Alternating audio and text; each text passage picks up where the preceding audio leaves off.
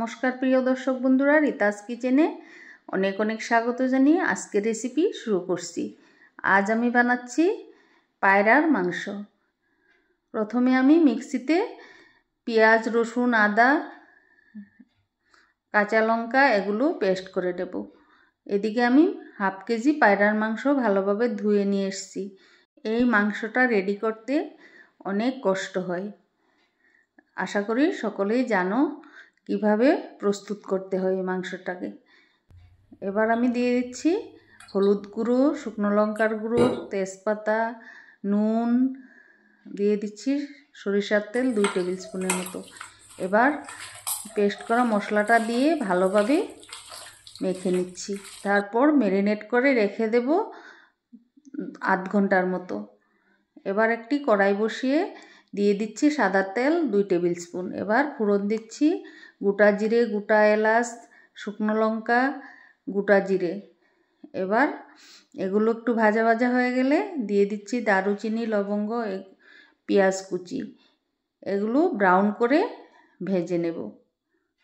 এবার দিয়ে দিচ্ছি আগের থেকে টুকরো করে রাখা আলু, টুকরো করা পেঁয়াজ এবং রসুনের কোয়া। এই তরকারিটাতে রসুনের পরিমাণ একটু বেশি দিলে খেতে অনেক টেস্টি হয়। এগুলো একটু ভাজা ভাজা হয়ে গেলে ম্যারিনেট করা মাংসটা দিয়ে দেব। এই কবুতরের মাংস অনেক পুষ্টিকর একটি খাবার।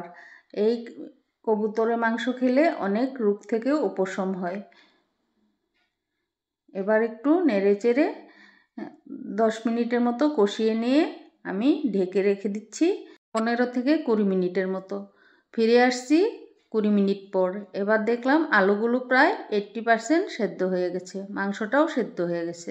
এবার আবারও ঢেকে দিয়েছি প্রায় 10 মিনিটের মতো।